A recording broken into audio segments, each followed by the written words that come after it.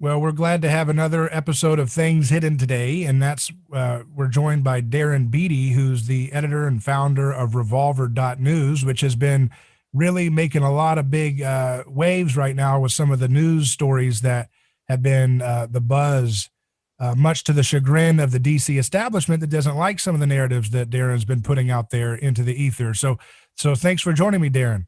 It's great to be here. Thank you for having me.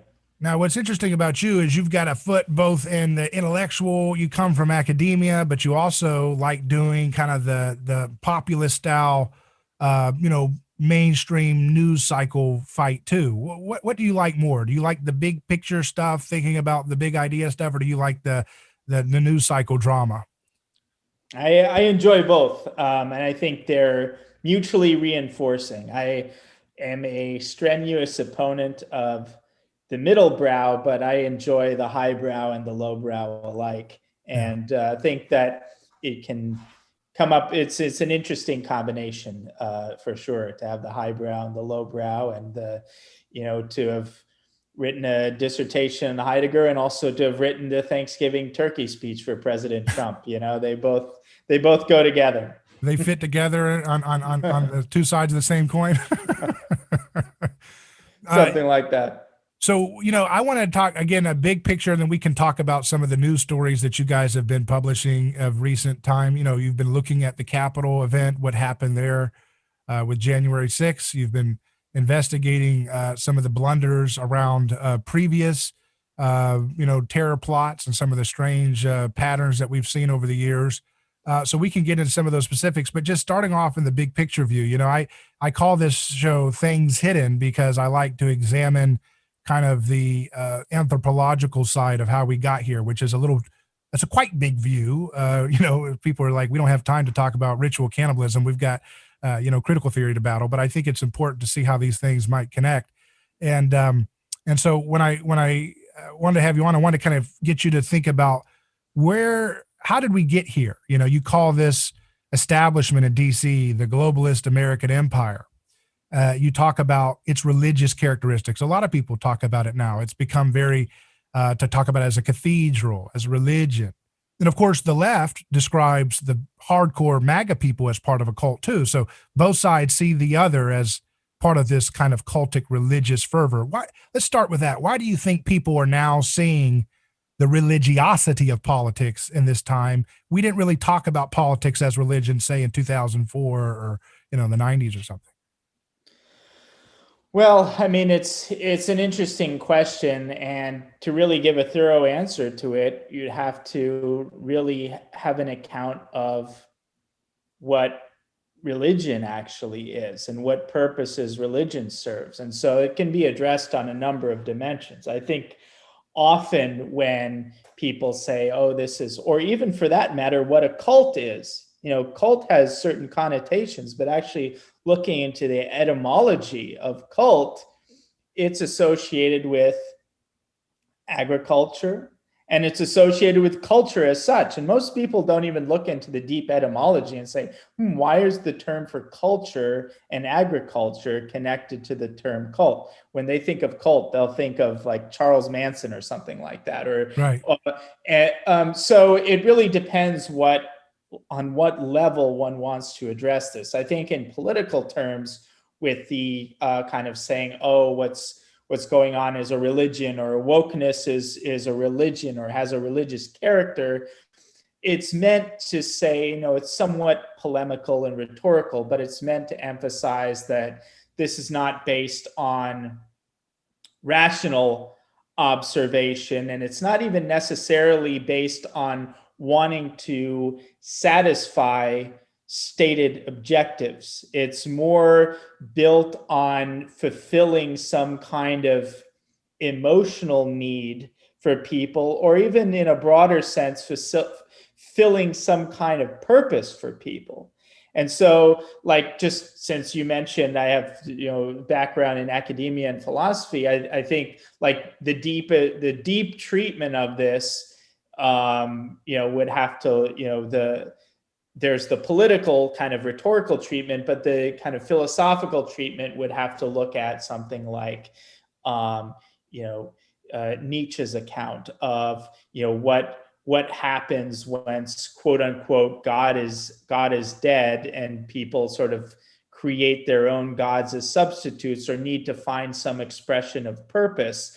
And to what extent does kind of woke ideology serve that need for collective purpose, the spiritual impulses of people, as opposed to fulfilling sort of demands of efficiency or more kind of material objectives? And it's not just Nietzsche. Actually, from the philosophical point of view, there's this whole question of where modernity comes from. Is modernity, does it represent a kind of clean and dramatic break from, say, the medieval period that was governed by a more, say, quote unquote, religious sensibility of what the world was and how things had their place in it? Or was modernity not a clean break from what came before, like the scholastics in the medieval, but was it some kind of transfiguration of the same religious questions and concerns into a different vocabulary? Mm-hmm. And so, like, I think at the most sophisticated level, the question really does, like, what is religion? What does it mean to call science a religion? And to what extent is it basically the rhetorical point of, a lot of people, say, on the left or in the kind of ruling class that's governed by this worship of expertise and science that you see constantly invoked? One aspect to it could be to say, look, these people think they're being these objective, rational observers, when in fact they're not, because they're ultimately motivated by psychology and some kind of emotional impulse and need for fulfillment on that domain.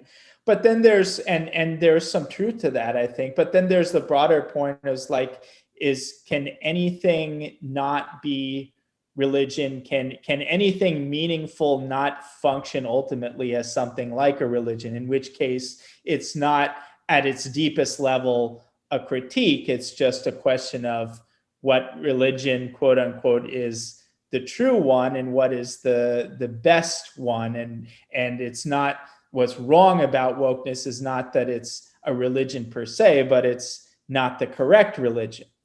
Right. So, yeah.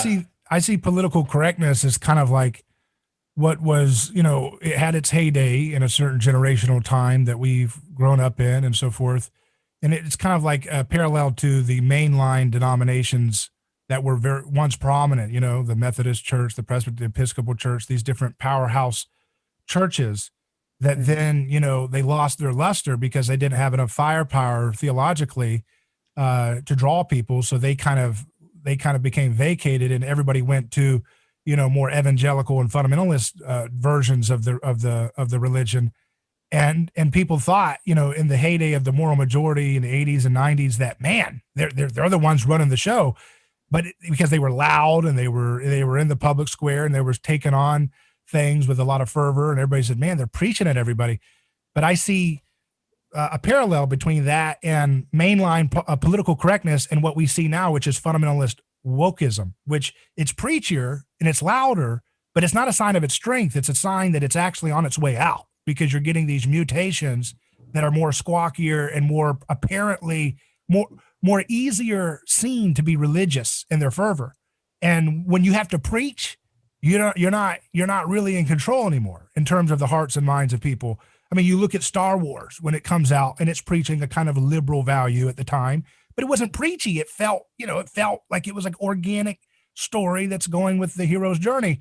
But you look at the new Star Wars, and it's so, even people who are buying into the established religion, they're like, come on, the purple hair lady, you're trying too hard. It feels like, fundamentalist direct-to-video propaganda from the 90s. And that's not a sign of strength. That's a sign that they're on their way out. Do you see that too? That's an interesting question. I think there's definitely a connection between this idea of, types of speech that was religiously proscribed, and how political correctness functions in this kind of sociological way and psychological way. But I think that might be just not necessarily an expression of, oh, this is a transmutation of the Puritan impulse. Like that, there is an argument for that, and I think there is some truth to that. But I think there's also truth just to, human societies cannot function without taboos. Just like in the ultimate sense, human beings cannot help but be religious. And so the question is, again, it goes to, it's like not whether something should or is religious or not, but what's the right religion. It's not whether or not we can exist without taboos, but what are the appropriate taboos. And so in that sense, there's always going to be political correctness. It's just a question of political correctness with respect to what. And I think the argument now is somewhat confused by this fact that whereas in earlier times there was not this sort of absolute value of free speech or absolute value that the story we tell ourselves about we're a free liberal society. It was, no, this is our interpretation, say, of Revelation, and if anyone who steps outside of that is going to get crushed, and that's a good thing.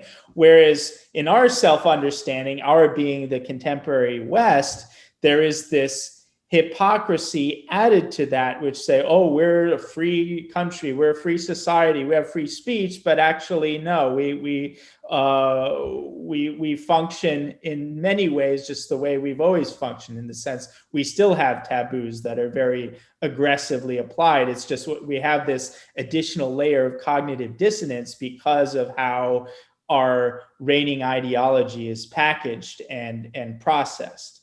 And as to the second part, whether I think the aggressive wokeness, the really in-your-face stuff, does that signal weakness? That's a tough question, because on one hand, I'm inclined to maybe say not, just because it seems like, at least in the United States, every single institution in the United States is more or less dominated by this woke ideology. So we can look at it, we can say it's crazy. There might be, a bunch of people in the center who look at the extreme manifestations of it, like the child drag queen stuff, and they say that's crazy. And that's fine, but that doesn't necessarily mean anything at the institutional level, where I think like the actual centers where power comes from, not, kind of the everyday man on the street that looks at this and say, this is insane. But also I think there's a sense in which the really extreme stuff, even though people say, oh, that's nuts, it kind of subtly helps to ossify the slightly less extreme stuff. Once we're going to say, mm-hmm. I think this idea of multiple genders, that's crazy. I think, there are two genders, but within that, trans stuff might make sense. It's like the crazier they get, you can just be two steps down from that in terms of craziness, and you're the quote unquote conservative. And so, like, there is this sense in which the crazier it gets, even if your man on the street says, whoa, that's really nuts, it really subtly reinforces what was as normal, what was crazy just 5 years ago. And so I think that's a countervailing factor as well, just to kind of present the other side to the idea that this signifies weakness on their part. Well, certainly we're accelerating towards something. And the question is, why does it look the way it looks? What is the transcendent that seems to be pulling us in a certain direction that's leftward, or whatever you want to call it? I think there's a war on differentiation. There's a desire to hate the body. I see a few characteristics here. You hate the physical body. You have to eliminate differentiation. So it's not about right now, 80% of engineering graduates are male. It's not enough that we get that 50-50. We have to have equity. You have to have revenge now. It has to be 80% women are graduating as engineering and 20% male before there's some kind of equitable justice. And of course, it'll change by then to something more vicious and aggressive.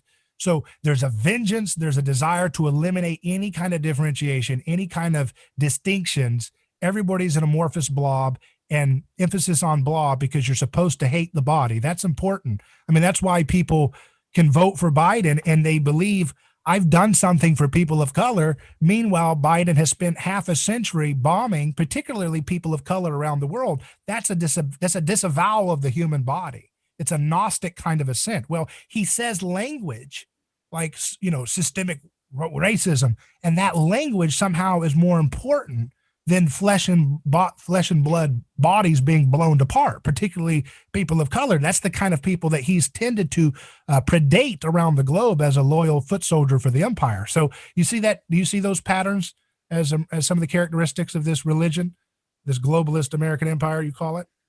Yeah, I mean, that's very interesting. The role of the body, and as I think is basically in one of the ideal society created in speech in Plato's Republic, the abolition of the body in a certain sense was a precondition to gender equality, which they wanted to achieve.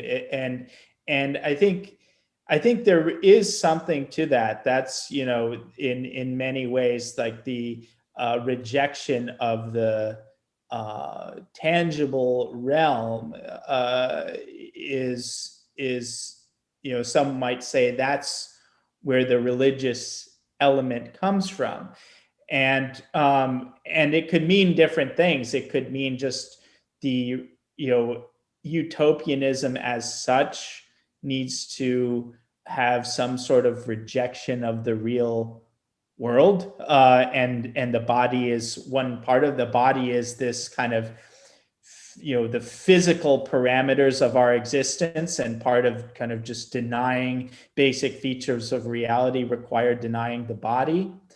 And but there's another element that in this vein I think is interesting, which is there's all of that we just talked about, but then there's also this sort of hyper focus on the body. And in fact, in the vernacular of wokeness, we hear this phrase all the time: black bodies. Yeah. They're doing this to black bodies. This is black bodies. There's this idea of body positivity, of celebrating. It's not saying the body doesn't matter as a body, and therefore it doesn't matter what your body is like.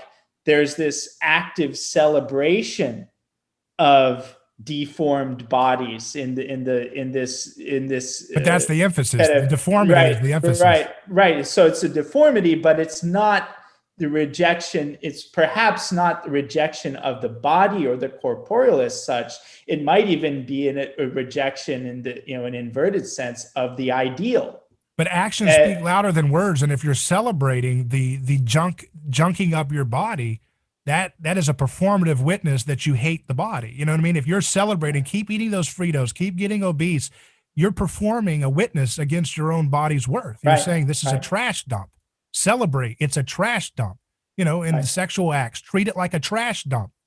So there is, even you're right. There is a little bit of a nuance there, but even it still ends up in celebrating the abuse of the body, because the body doesn't feel good being morbidly obese. I mean, it doesn't feel good to have your limbs chopped off when you're diabetic in late stage. That doesn't feel good to the body. That's not a respect to the body. It's actually an absolute attack against the body. Yeah, which is going back to the COVID thing. I mean, look what they're doing. Oh, your body's not capable of doing natural, herd immunity. You've got to get our injections we've made in a lab. That's the only thing that can protect your body. Your body is incapable of taking care of itself. Don't worry about vitamin D. That the body doesn't know what to do with vitamin D. Don't worry about that. You'll get sunburn if you get vitamin D. So put sunscreen on. Your body can't handle vitamin D. It can't do anything. The only thing it can do is get its annual booster shot or whatever, sponsored by the corporate interests that like this regime. So everywhere you look, it's kind of a Gnostic disavowal of flesh. If you don't like the way your gender is, you can have surgery to take. And then I read this girl's horrible experience about what it felt like to have her mastectomy and her breasts removed at a young age. And she felt like she was on another planet. She felt like she was in a disembodied state outside of, it was a horrible feeling, she said. And I wanted to go reverse, she said, but she couldn't. And again, nobody's in there. And she said, I wish somebody could stop and say, hey, this is not just a celebratory thing. There's downsides to this, but nobody wants it. It's full stop. Head straight into, mangling the body, embracing these toxic seed oils for massive obesity, and a hatred of incarnational reality, which kind of goes back to what I believe is going on. I think what we're seeing here with the globalist American empire is a return of Gnostic Christianity, a heresy that's battling Christianity. Christianity puts focus on the individual human person as sacred, no matter who they are. And families are sacred from that protection of the individual. And the idea of protecting the individual against the mob, against the crowd, that's something that Christianity has brought into humanity. And I think that's trying to be repealed with a kind of hyper Christianity that's got more emphasis on language as a form of violence, rather than protecting human person and actual flesh, more importantly, Mm-hmm. Yeah, that's an interesting observation. When you look at this time, you've mentioned, I've heard in some of your discussions that don't tread on me is not enough. That, when you compete, don't tread on me versus silence is violence. Right. Silence and violence is going to win out in the cultural world. Yes. What should we take away from that? I mean, what should replace don't tread on me as the response to this movement that says, if you're silent, you're committing an act of violence if you don't submit to my, ideology? No, it's a great question. And just to kind of recap for those listeners who may not have gathered the full context from other interviews, basically my point was that part of the, I like to look at a lot of things in terms of the comparative political psychology of the left and the right. And I think that's relevant along a number of domains, including separately the special difficulties attendant to getting people on the right up to speed that every institution in this country is against them, including the national security apparatus, including the military that they worship at least at its highest levels. I think that's a particular challenge for those on the right due to features of their political psychology. But we can get to that next. For this issue, my observation was that part of the reason that the right is always in this losing position is that they're not operating from a position of moral imperialism. And I think there's a lot of virtue in that as a tendency. I'm much more of a don't tread on me, live and let live type if I just simply had my way. But we have to recognize the broader environment that we're in. And simply people who are animated by a psychology of don't tread on me versus people animated by a psychology of silence is violence, which is imperialistic in the sense that it's expansionist. Yeah. It can be in a room and the one person who isn't actively affirming your principle is a target versus exactly.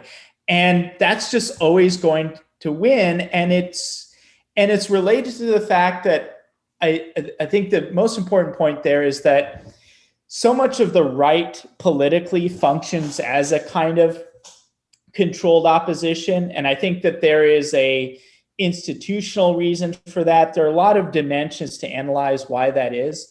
But I think one aspect of that is basically an aspect of the fact that the right, perhaps unwittingly, has really digested the moral framework of the left to the point that they think they're scoring rhetorical victories against the left by saying the left isn't meeting their own standards. They're saying, oh, the left is bad. Look at Biden. He's the real racist. Or right. Look at this. You're using terms and frameworks invented by your enemies to destroy you. Right. And so even in the rare case that you might score a temporary rhetorical victory in this one instance, what you're doing is reinforcing the valence and power of these concepts that were designed by your enemy to destroy you.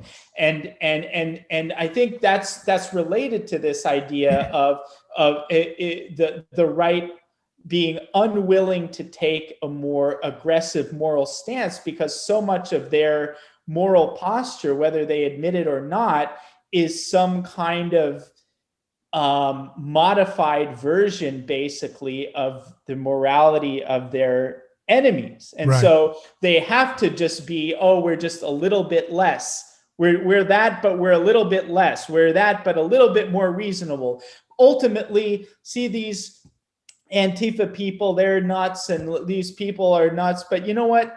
They're more like irresponsible children that have taken a just moral principle, say of equality, and they've just gone too far with it, or they've mismanaged it. Right. And so this idea of being, we're the sober adults and they're the misguided children, that's actually a losing position, because ultimately, if you concede, oh, these are misguided children operating on a kernel of something that's morally legitimate, their zealotry will always end up winning. And you saw that in university campus battles in the 60s, and you see that in the spineless university administrators. The quote unquote responsible adult is always going to lose against the zealotry of the student body. And you see it in big tech. Most people think, oh, big tech, the villains are always the people at the top. That's true for Google. In other cases, it's more nuanced. Are people like Jack Dorsey and Mark Zuckerberg ideological zealots for the left? I don't happen to think so. I don't think it matters. I don't think it matters, because irrespective of what they think, they're not going to go against the actively woke people one or two rungs below them, who are going to cause hell if they don't go their way. So it's the moral imperialism that always wins. And so, and ultimately, the right needs to divorce itself from just being another version of the enemy's morality as a first step toward being able to adopt an alternative moral aggressiveness that's able to compete with what the left has. And that's very difficult to do. It's not an easy thing. So it's not just a matter of substituting the slogan. It's a matter of a complete overhaul of one's moral orientation toward things. And of course, you know, the problem also is that the American establishment, you know, the founding of this country was a liberal project. It was a revolutionary spirited project. And so what's happening 1776 versus 1619 is it's just really continuing that same revolutionary zeal of, hey, time to overthrow that founding moment and create a new order that's even more potently liberal in the sense of the emancipation of victims from oppression.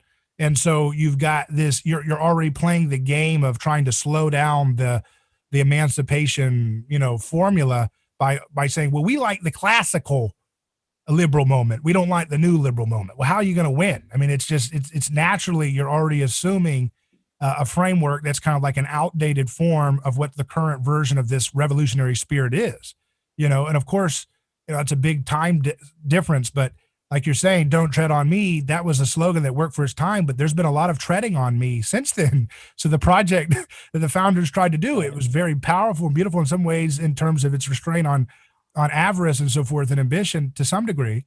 Of course, you could argue that there was a little bit of a coup there with the Constitution against the spirit of the decentralized republic that was established at first.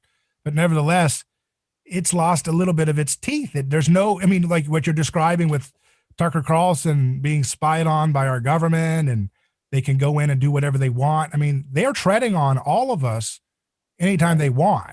And so we might have to think of a different way of approaching this, right? Right.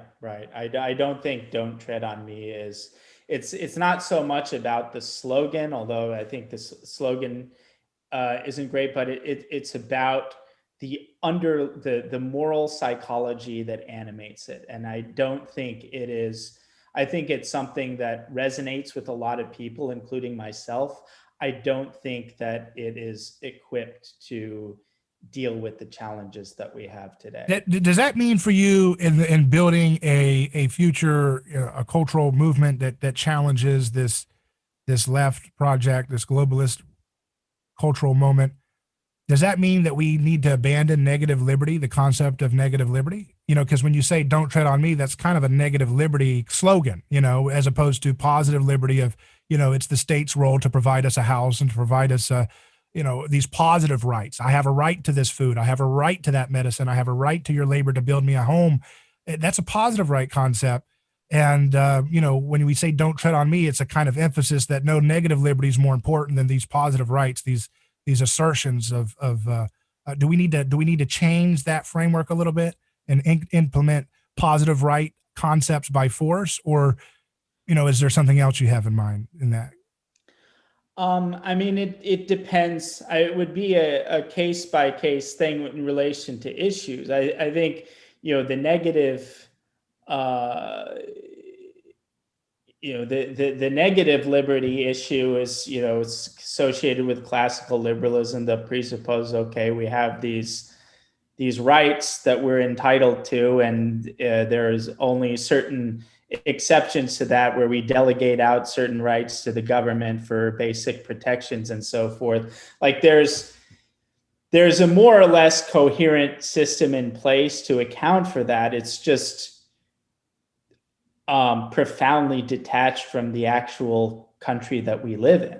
Right. I mean, like whether or not it was ever kind of attached, now it's certainly not attached, given how there's like, forget about the relationship of government to, or state government to people, because state governments are extremely powerful. Like at this point, I think it does mean something to say, okay, state power versus federal power, but even state powers, over the individual are quite strong. But it basically, the whole idea of federalism is completely gone, and so many of these old ideas that kind of animated the structure of how American government works are totally transformed, and that's going to happen over a course of hundreds of years. But it's just this idea, like insofar as the negative liberty, I know it has a sort of it has a philosophical side. It goes to that, people say, oh, Locke is the negative liberty guy and Rousseau is the positive liberty, and there are a lot of ways you can kind of proxy out the negative versus positive. But insofar as this is related to, say, being the small government conservative, or that's right. In a way, I think, like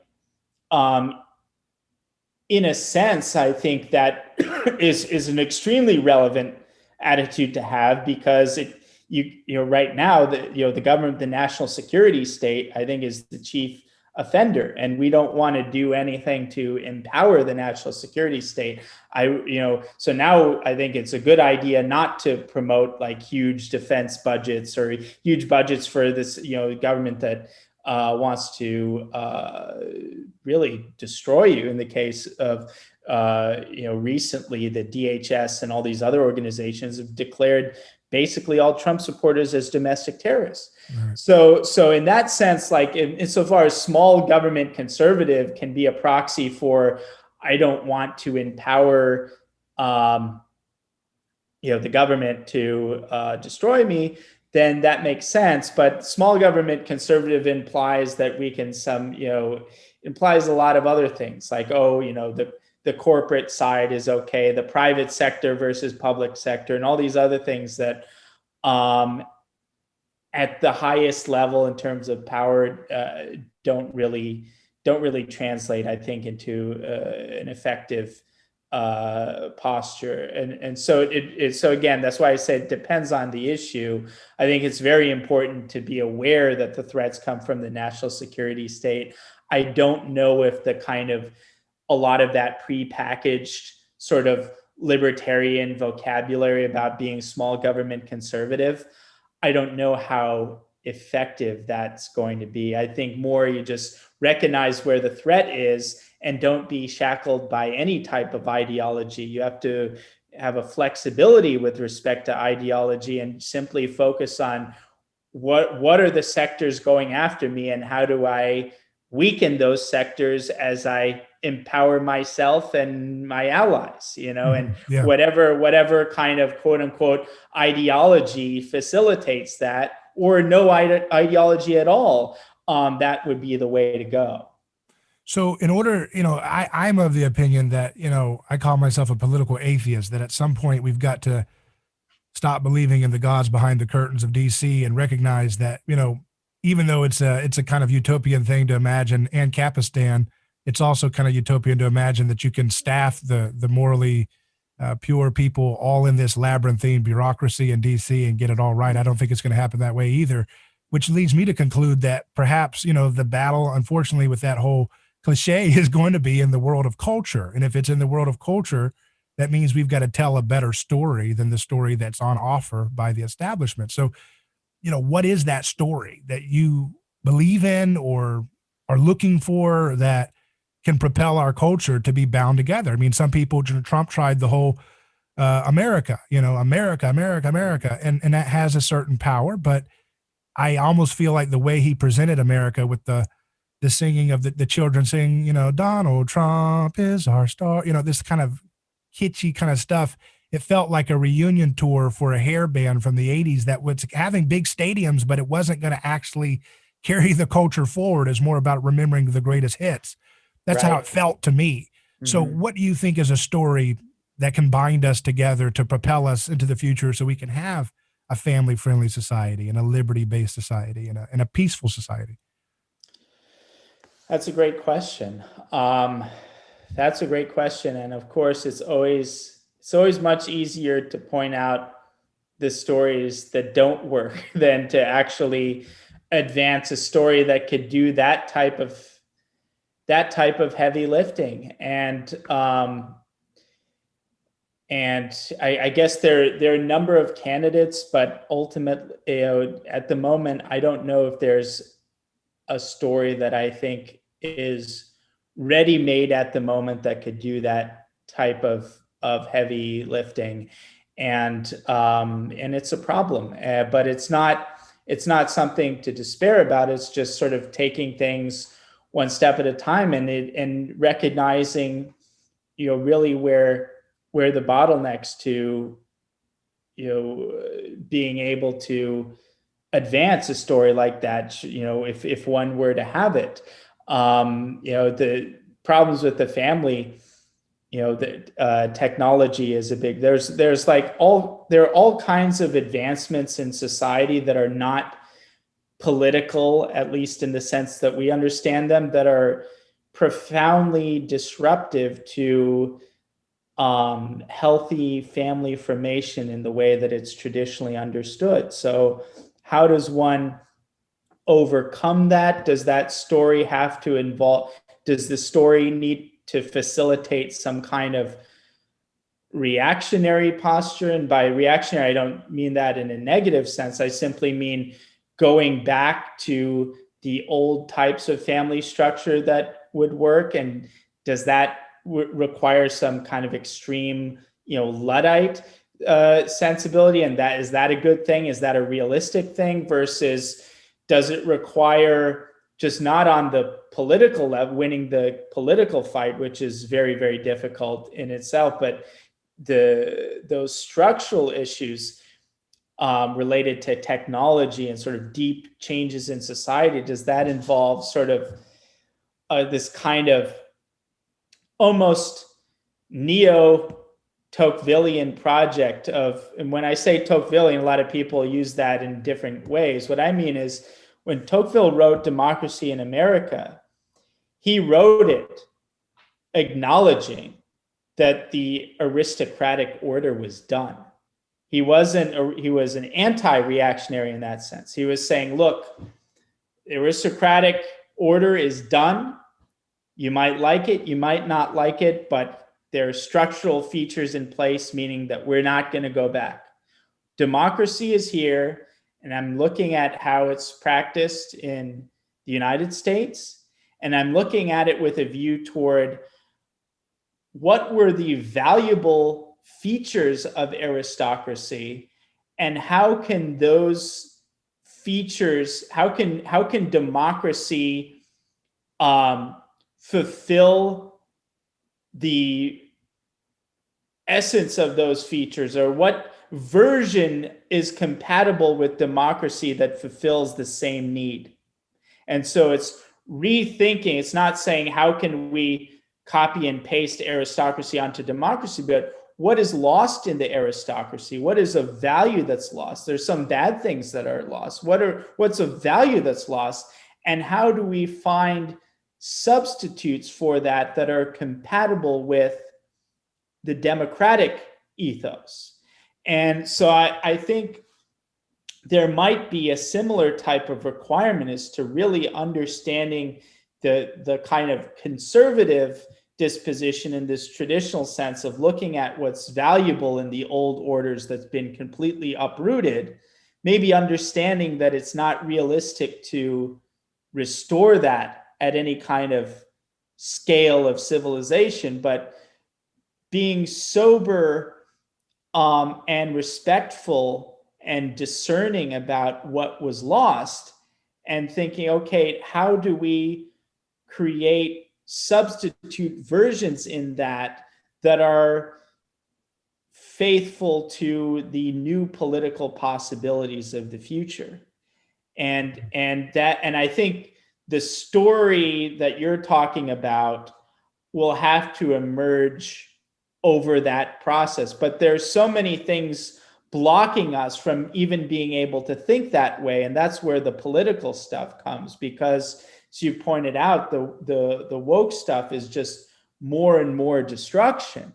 And so and the fact that that's captured all of our institutions have made it very difficult to even undertake that new sort of Tocquevillian thinking, because the order is totally dominated by destruction and ugliness and chaos that would prevent the sort of rethinking that I described.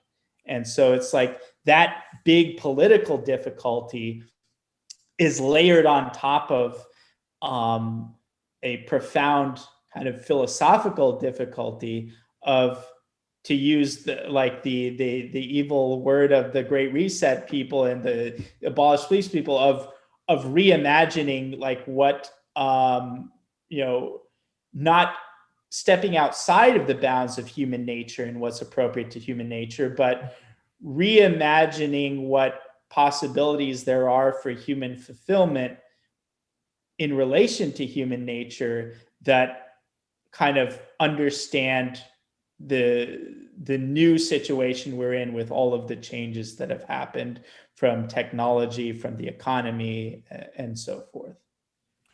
I think whatever story we come up with and tell ourselves, it's going to have to reckon with the story about the stone the builders rejected has become the cornerstone. I think that's the thing that haunts us in our society. I think that's why the victim is the sacred place, because, what Jesus inaugurated 2,000 years ago, where he started to disrupt the sacrificial order of societies. And if he was merely a man, it was the greatest miracle one could imagine, because it's still unfolding to this day as we continue to be haunted by what we perceive to be oppression and victims, some of it real, some of it imagined.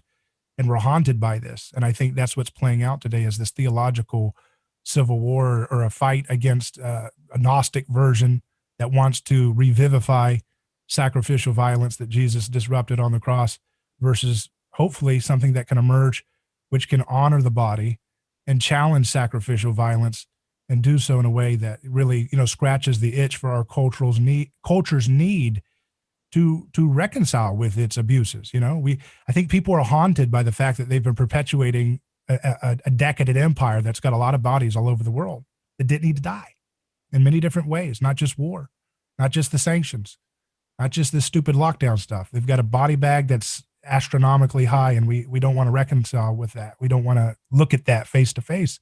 And so we come up with these Gnostic delusions to numb ourselves. I want to ask you just as we wrap up here, you created Revolver. You founded this project recently, and it got tweeted out by the last president, Trump, and all these different people are paying attention to what you're doing. What do you see your role as a member of the media? You obviously have a desire to get in media. You're here, you're in it. What's your role? What do you see your goal here? Well, I think whether it was my original intention or not, I think it's clear what the main function of Revolver is, at least up to this point. But I think it's going to be this way. And of course, Revolver.news originally gained a lot of attention as a substitute for Drudge Report. And most people still, they use it like that because it's just got great links every day, and people go there multiple times a day just to stay informed on political news. That's the beating heart of the site, and it's extremely important. As for the reporting side, we've gained tremendous amount of attention nationally for reporting on, say, the color revolution and thesis. And if people have heard about that, we didn't invent the term color revolution, but to the extent that it's now more or less a part of our everyday political vernacular, I think that owes a lot to Revolver's reporting and the subsequent reporting by Tucker Carlson and so forth. And we've broken stories on sort of the woke developments within the military. This guy called Bishop Garrison, who is this rabid Trump hater who was appointed into the Pentagon as the ideological veteran chief for our entire military. We broke that. That became huge. And most recently, we've gained tremendous attention for our reporting on 1/6. And the 1/6 issue, getting to the bottom of that is not simply an issue of justice for all of those detained as political prisoners. It's really about 70 million people plus in the United States who've been declared de facto domestic terrorists by their government, and using 1/6, a false narrative 1/6, to advance that agenda of this new domestic war on terror. And by exposing the lies of that,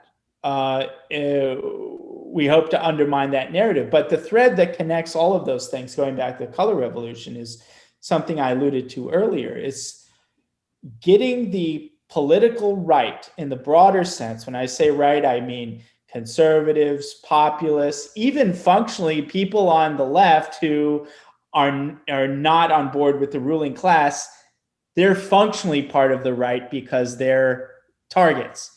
But to get people on the right in the broadest sense up to speed with the fact that right now, in what I call the globalist American empire, every single institution is hostile to them, including the national security state. And I think that's very hard because I think the political psychology of the left, to be generous to them, they need to think of themselves as criticizing and attacking unjust institutions of power. I think they rarely do that. I think now mostly they serve unwittingly or not as instruments of those institutions of power. But they need to think of themselves as attacking unjust institutions of power. Whereas I think people on the right are different. People on the right like to think of themselves as venerating just institutions of authority. And so it's much more in line with the left political psychology to engage in a critique of the national security state than it is on the right, because a lot of people on the right, they traditionally would think of the FBI, if not the CIA, then the FBI as a just institution of authority to respect, or even to the police, which is more complicated than just police good, everyone else bad, or police bad and good. It's more complicated than that. But just this idea of, we back the blue simply, that's an expression of that just need to venerate just institutions of authority.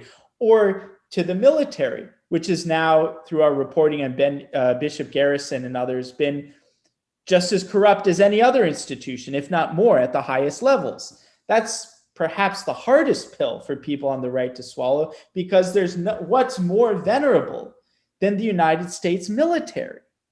And so, whereas it's so easy for the left to critique the military, it's just a different proposition. It clashes directly with all of the inertia, all of the momentum, and the basic characteristics of the right political psychology. But it has to be done. Otherwise, the right is going to be venerating, supporting, and defending institutions that have been co-opted, corrupted, and are now actively hostile to them and bent on their destruction. And so the common thread throughout all of our investigative reporting, at least on those issues that I think is a key feature of what Revolver is about, is getting conservatives, getting the right up to speed on the fact that the national security state is no longer their friend. And even the military at its higher levels is not necessarily their friend. And to understand that the biggest threat in our politics, in our society, is this fact that the national security apparatus has been repurposed and redeployed domestically in order to silence and suppress and destroy the energies associated with Donald Trump. Even if people don't like Trump, the energies associated with a movement like that, the national security apparatus is now repurposed to destroy those things. And that is a very difficult thing to do. But I think we're having substantial success, and we're, of course, being helped by, I think Tucker Carlson is doing this very well on the cable news stage. I don't know if anyone else is doing this on cable TV in the way that he is. And so in that sense, we have the same agenda. Should the right reciprocate with what they're doing, or should we just speak truth to power, reveal what the oppression is, reveal the overreach, reveal the ugliness, and allow it to fall on its own weight? You know what I mean? Should they do a long march of the institutions to get their version of Bishop Garrison or whatever in that position one day on that great, beautiful morning 30 years from now? Or should they just act? Should they speak bluntly? Should they speak directly about oppression, but then use a different technique about allowing it to be defeated? Maybe jujitsu, aikido, I mean, we're a while from that. Like I'm not one that would adhere to any kind of ideological rigidity on those things. I think to some extent, the right needs to embrace a sort of ruthless pragmatism with respect to rewarding friends and undermining enemies. And that could certainly, involve, like, if someone's in a position to be in the military or even be in the CIA or the FBI and maybe do some good, I'm not one to say, oh, one should simply leave on principle. If you can do more good for your side, so to speak, within these institutions, then by all means, that's the way to go. And so it's like different people will have to find the right approach based on their position in life, based on their talents and inclinations and so forth. So there's no one kind of approach other than helping friends and harming enemies, so to speak. So not sure if that answers the question directly, but certainly infiltrating the institutions is not a bad thing. Do I think that that's like the only way to do it, or is that where to put all your eggs in that basket? Probably not. We want multiple baskets. So thank you for your time. And where can people, what are some stories that people can look forward to or follow at Revolver.news that are coming out soon? Well, we have continuing coverage on 1/6, as you probably saw. Revolver News's first piece on the unindicted persons referenced in the 1/6 charging documents that gained national attention, and the mainstream media just went insane over this, basically suggesting that there are people in the charging documents of 1/6 referenced but not indicted. And in some of those cases, I think it's far more likely than not that we're dealing with either FBI informants or agents, or maybe not the FBI. People think the FBI is the only agency that does this. There's Army counterintelligence, there's Joint Terrorism Task Force, and so forth. Could be those agencies. And as part of a kind of to reinforce people's intuitions as to whether or not this could be possible, we brought up this Michigan kidnapping plot that a lot of people had forgotten. It's this plot that happened in Michigan just months before the so-called storming of the Capitol, that involved a plot to storm the Michigan state capitol. It involved one of the same key militia groups imputed to 1/6. And at the time that we drew attention to this plot and its parallels to 1/6, we knew that 5 out of the 18 people alleged to have participated in that plot, 5 out of 18 were federal agents, which even at the time was a hell of a ratio. It's now come to light that the true number is 12 out of 18. And just in case people are wondering if they heard that right, yes, 12 out of the 18 plotters in the Michigan kidnapping, storming of the Capitol plot were feds. 12 out of 18. That's enough to start a union. That's incredible. No, you're right. It's a hell of a ratio. And even BuzzFeed, which is not a friendly outlet, did a quite good, I must say, piece basically reinforcing Revolver.news' earlier coverage on this and saying, look, not only this is a hell of a ratio, but all of the key elements of this conspiracy, all of the key overt acts in this conspiracy were conducted by the informants and agents, such that without the informants and agents, there very likely wouldn't be a conspiracy. And this looks like it could very well be a case of entrapment. Now, what's amazing is they'll look at this and they won't ask the question that we asked. It's like, how could it be? Oh, by the way, an interesting detail.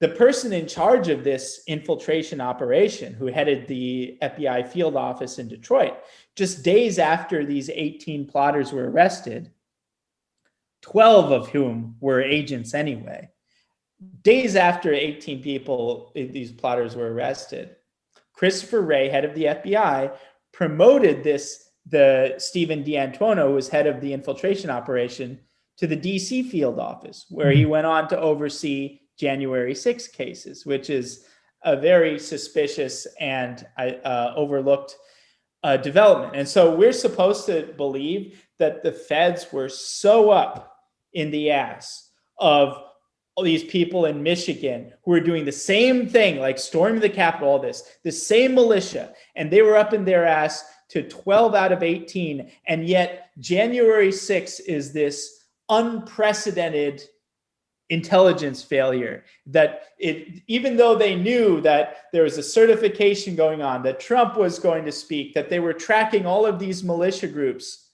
that somehow on this special day, the Capitol had uniquely poor security, and this is just this intelligence failure. It beggars belief. And that's just to reinforce intuition. In the Revolver.news pieces, we go in detail looking at 1/6 specifically, and in some cases, specific individuals, making a case that at the high levels, this was something very similar to what we now know Michigan was. Namely, this was an intelligence setup, not an intelligence failure. So we're going to follow up on this story and keep pursuing it until, more and more vindication comes in, and it keeps pouring in, and it's been pouring in for months, starting with Brian Sicknick, the officer whom they said was bludgeoned to death with a fire extinguisher. We refuted that. New York Times retracted it. So the media is just playing catch up on this. And I haven't heard as much about those 2 officers, the Capitol Police, that committed suicide. Whatever happened with that story? That's look, there are a lot of interesting stories in there that might be pursued. A lot of interesting a lot of interesting parallels. And again, this is the kind of conversation that the right isn't used to. Like, people on the left understand the abuse of the FBI informant process. They know that there's a lot of abuse going on, even the war on terror against Muslims and so forth. A lot of people don't know. We in one of our sort of side reports, we did say, here are the top 5 cases of just informants going too far to the point where they're actively involved in these terror plots. And the first World Trade Center bombing, the bomb was actually built by an informant. A lot of people don't know that. It's a remarkable thing. It's simply verifiable. People can go and check it. It's not some conspiracy thing. It's simply a matter of public record. Remarkable. And it's not even really an outlier. There's a lot of peculiar things about Oklahoma City as well. And so it's just, what was the gentleman's name that died in a suicide allegedly? What was the story with that? I think you're thinking of a guy called Terrence Yeakey. And he died how? He killed himself, or? Well, the official story is he killed himself. Nobody believed that. Even up until very recently, even his Wikipedia page, and Wikipedia is hyper sanitized politically, even his Wikipedia page made it clear that there's no way this was a suicide. I drew attention to this person's case, Terrence Yeakey, on Twitter, and then after that, the Wikipedia page became sanitized. But anyone who cares to look in the details themselves, I think anyone with sober judgment can come to their own conclusions. Gentleman's name is Terrence Yeakey, and it's a very interesting rabbit hole to go down. If he died a brutal death, that seems like that should be something that, since we're looking at history again, like the Tulsa riots and everything, and the terrible, horrible thing there, we should look at Terrence Yeakey and find out justice for Terrence Yeakey. Don't you think that would be a good social justice thing to get research on? To figure out. Right. I mean, BLM needs to put his face out there and start raising attention about why he was murdered, perhaps. Oh, right. And the second BLM does that, we would no longer hear BLM. That would be, if you want to eliminate BLM, get them to embrace Terrence Yeakey. That's the new strategy. We want to defeat BLM. Just get them to embrace Terrence Yeakey, and that'll do it. That'll do it in a second. But no, it's very interesting, and it's not just interesting from an historical perspective. It's relevant now because one of the individuals involved in some of these sordid events surrounding Oklahoma City was our current Attorney General, Merrick Garland. He was deeply involved in that. And again, this is something that people can look up. This is on the public record, and it's celebrated. They say, oh, Merrick Garland, who has a history of being involved in cases of domestic terrorism like Oklahoma City. And so that's no secret. It's just that there are a lot of very fishy aspects of the Oklahoma City situation that a lot of people just don't know for various reasons. But yeah, Merrick Garland was part of that. Another individual was part of that was Eric Holder. So, I mean, it's just a side interest. If your listeners happen to be interested in this, that's what the internet is for. There's still some parts of the internet that are free. It's not what it was 5 years ago, but if you're sufficiently resourceful, you can find the facts if you want to. Well, Darren Beattie, it's been great speaking with you, and people can check out Revolver.news to follow some of these stories you've talked about, and keep up what you're doing. It's important to do investigative research, and I think it's a way to bring left and right and independent together. This is what people with a conscience care about, is the truth, and they care about understanding where acts of oppression may have been hidden right in plain sight, Absolutely. And great discussion. Thanks for having me, and let's do this again. All right. Take care. All right. Bye-bye.